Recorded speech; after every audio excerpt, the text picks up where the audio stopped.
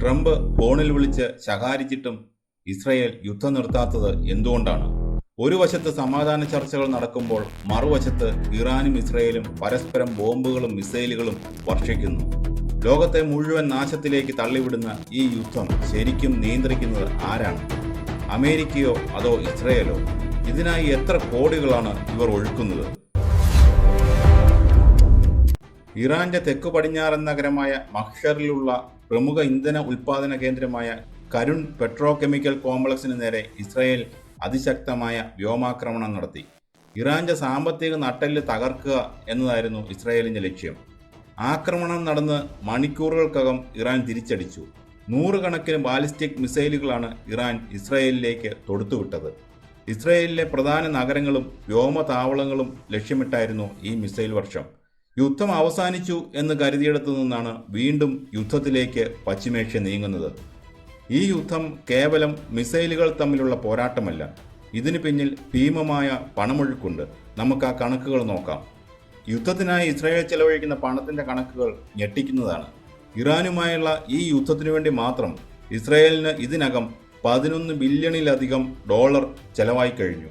ഇസ്രായേലിന്റെ പ്രതിരോധ ബജറ്റ് മുൻ വർഷങ്ങളെ അപേക്ഷിച്ച് ഇരട്ടിയായി. ഓരോ ദിവസത്തെ യുദ്ധത്തിനും കോടിക്കണക്കിന് രൂപയാണ് അവർക്ക് വേണ്ടിവരുന്നത്. അടുത്തത് അമേരിക്കയാണ്. ഇസ്രായേലിനെ സഹായിക്കാൻ അമേരിക്ക ഇതിനകം തന്നെ 12 ബില്യണിലധികം ഡോളർ നേരിട്ട് ചെലവഴിച്ചു കഴിഞ്ഞു. ഇതുകൂടാതെ കോടിക്കണക്കിന് ഡോളറിന്റെ ആയുധ പാക്കേജുകൾ വേറെയും. മറുവശത്ത് ഇറാൻ കടുത്ത സാമ്പത്തിക ഉപരോധങ്ങൾക്കിടയിലും തങ്ങളുടെ GDPയുടെ വലിയൊരു പങ്ക് മാറ്റിവെക്കുന്നത് ഈ യുദ്ധത്തിനായാണ്. ഒരു ബാലിസ്റ്റിക് മിസൈൽ തൊടുത്തുവിടാൻ ലക്ഷക്കണക്കിന് ഡോളറാണ് ഇറാൻ ചെലവഴിക്കുന്നത്. വിദ്യാഭ്യാസത്തിനും ആരോഗ്യത്തിനും ആഹാരത്തിനും ഉപയോഗിക്കേണ്ട പണമാണ് ഇരു വിഭാഗവും ബോംബുകളും മിസൈലുകളുമായി കത്തിച്ചു കളയുന്നത്.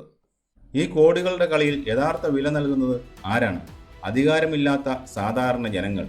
മിസൈലുകൾ വന്നു വീഴുമ്പോൾ തകരുന്നത് സൈനിക താവളങ്ങൾ മാത്രമല്ല, സാധാരണക്കാരുടെ വീടുകളും ജീവിതങ്ങളുമാണ്. 10,000-കണക്കിന് ആളുകളാണ് ഇതിനകം മരിച്ചു വീണത്. ഇതിൽ വലിയൊരു പങ്ക് സ്ത്രീകളും കുട്ടികളുമാണ്.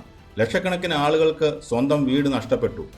അവർ അഭയാർത്ഥികളായി ജീവിക്കുന്നു. പട്ടിണിയും രോഗങ്ങളും പടർന്നു പിടിക്കുന്നു. ഇസ്രായേലിലെയും ഇറാനിലെയും ജനങ്ങൾ എപ്പോൾ വേണമെങ്കിലും തലയിൽ വന്ന് വീഴാവുന്ന ബോംബുകളെ ഭയന്ന് സൈറൺ ശബ്ദങ്ങൾക്കിടയിലാണ് ജീവിക്കുന്നത്. ഈ മനുഷ്യരുടെ കണ്ണീരിന് ആര് ഉത്തരം പറയും? ലോകത്തെ മുഴുവൻ നാശത്തിന്റെ വക്കിലെത്തിക്കുന്ന ഈ യുദ്ധം നിയന്ത്രിക്കുന്നത് ആരാണ്? അമേരിക്കയോ അതോ ഇസ്രയേലോ? കഴിഞ്ഞ ദിവസം American president Donald Trump Israel പ്രധാനമന്ത്രി നെതന്യാഹുവിനെ ഫോണിൽ വിളിച്ച് ശകാരിച്ചതായി വാർത്തകൾ വന്നിരുന്നു. യുദ്ധം നിർത്താൻ ട്രംപ് ആവശ്യപ്പെട്ടു എന്നാണ് വിവരം. ട്രംപ് തന്നെയാണ് ചർച്ചകൾ നടത്തുന്നതും അതിന്റെ ഫലങ്ങൾ പുറത്തുവിടുന്നതും. ബാക്കി ലോകരാജ്യങ്ങളെല്ലാം മൗനത്തിലാണ്. യഥാർത്ഥത്തിൽ ഇസ്രായേലിനെ പൂർണ്ണമായി നിയന്ത്രിക്കാൻ അമേരിക്കയ്ക്ക് പോലും ആകുന്നില്ല എന്നതാണ് സത്യം. സ്വന്തം രാഷ്ട്രീയ നിലനിൽപ്പിനായി നെതന്യാഹു യുദ്ധം നീട്ടിക്കൊണ്ടുപോകാൻ ആഗ്രഹിക്കുന്നു. അമേരിക്ക ചർച്ചകൾ നടത്തുമ്പോൾ തന്നെ ഇസ്രായേൽ ഇറാനിൽ ആക്രമണം നടത്തുന്നത് ഇതുകൊണ്ടാണ്. പേരിന് മാത്രമാണ് ചർച്ചകൾ നടക്കുന്നത്. യുദ്ധം തീരുന്നുവെന്ന പ്രഖ്യാപനം വരുന്നതിന് പിന്നാലെ അടുത്ത മിസൈൽ ആക്രമണം ഉണ്ടാവും. ലോകരാജ്യങ്ങൾ സ്വന്തം താല്പര്യങ്ങൾ നോക്കി മാറി നിൽക്കുകയാണ്.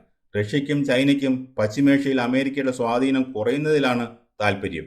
അറബ് രാജ്യങ്ങളാകട്ടെ വലിയൊരു സാമ്പത്തിക തകർച്ച ഭയന്ന് ശക്തമായ നിലപാടുകൾ എടുക്കുന്നില്ല. ഐക്യരാഷ്ട്രസഭ വെറും പ്രസ്താവനകളിൽ ഒതുങ്ങുന്നു. ഇറാന്റെ മിസൈൽ താവളങ്ങളെല്ലാം ഇസ്രായേൽ ബോംബിട്ട് തകർത്തു എന്ന് പലപ്പോഴും വാർത്തകൾ വരാറുണ്ട്. എന്നാൽ യാഥാർത്ഥ്യം മറ്റൊന്നാണ്. ഇറാന്റെ സൈനിക ശക്തി കേവലം ഉപരിപ്ലവമല്ല. അവർ പതിറ്റാണ്ടുകളായി ഭൂമിക്കടിയിൽ നിർമ്മിച്ച വലിയ മിസൈൽ നഗരങ്ങളുണ്ട്. മലനിരകൾക്കുള്ളിലും ഭൂമിക്കടിയിലുമുള്ള ഈ താവളങ്ങളെ തകർക്കുക എളുപ്പമല്ല.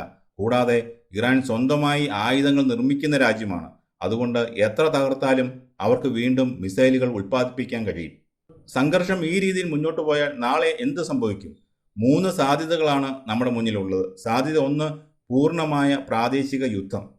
ഇറാനും ഇസ്രയേലും ആക്രമണം തുടർന്നാൽ ഇത് ലെബനൻ, യമൻ, സിറിയ തുടങ്ങിയ രാജ്യങ്ങളിലേക്ക് പൂർണ്ണമായി പടരും. ഇത് ലോകത്തെ 3ാം ലോകമഹായുദ്ധത്തിന്റെ വക്കിലെത്തിച്ചേക്കാം. ഈ രണ്ടാമത്തെ സാധ്യത ആഗോള സാമ്പത്തിക തകർച്ച. ഏറ്റവും പ്രധാനപ്പെട്ട കപ്പൽ ചാനലായ ഹോർമൂസ് കടലിടുക്ക് ഇറാൻ അടച്ചുപൂട്ടിയാൽ ലോകത്തെ ഇന്ധന വിതരണം തടസ്സപ്പെടും.